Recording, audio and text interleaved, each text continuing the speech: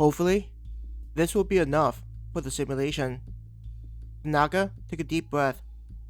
She looked at the gauntlet and made a fist.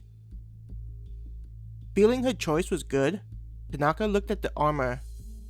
Compared to the variety of weapons, the armor wasn't as diverse in the options available. The choices were only made up of some kind of leather, though styled differently. Approaching the racks that held up the armor, there were only ones that covered the chest area.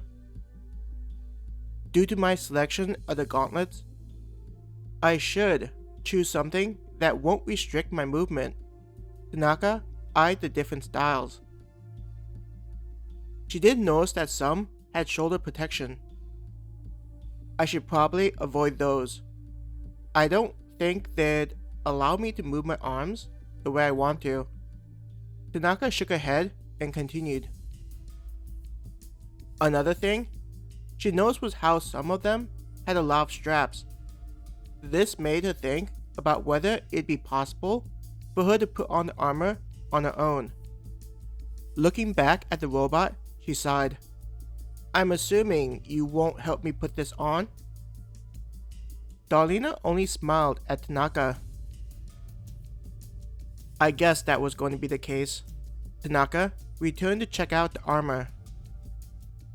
Without much knowledge on putting on armor, Tanaka decided on one that was similar to a vest that she put on during training.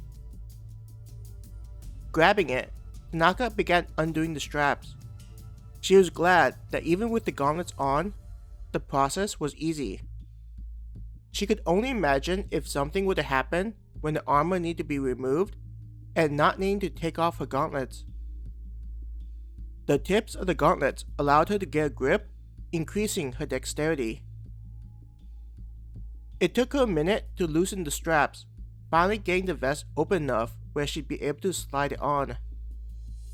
Raising both arms above her head, she maneuvered her hands into the openings for arms.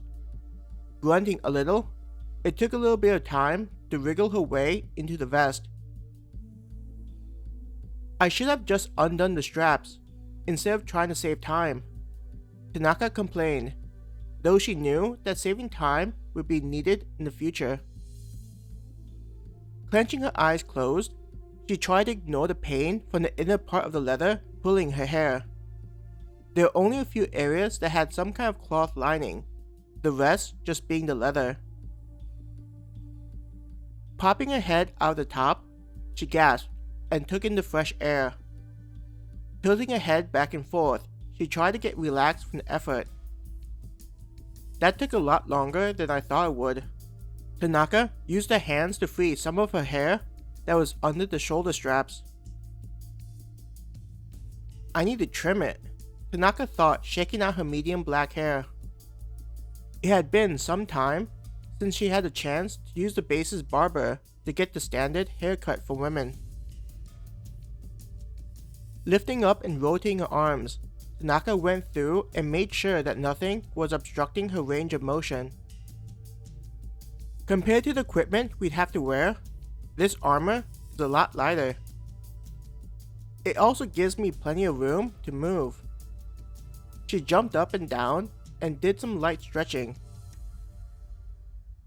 With the gauntlets and leather armor, there was more weight on her body, but thankfully the training she'd received allowed her to adjust quickly to it. Trying a few jabs, straights, and various kicks, it was confirmed that she was good. Are you satisfied with your selections? Darlena asked. Turning to face the robot, Tanaka nodded.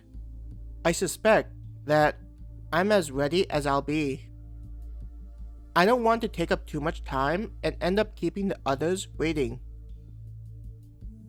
Shaking his head, Darlena said, There's no need to worry about that. They too are just finishing the selections of their armor and weapon. You can tell what's happening with the others? Tanaka asked in surprise. Nodding. That's correct. Each of us shares our consciousness, for lack of a better word. So we're always aware of what's happening to each of us, Darlena explained.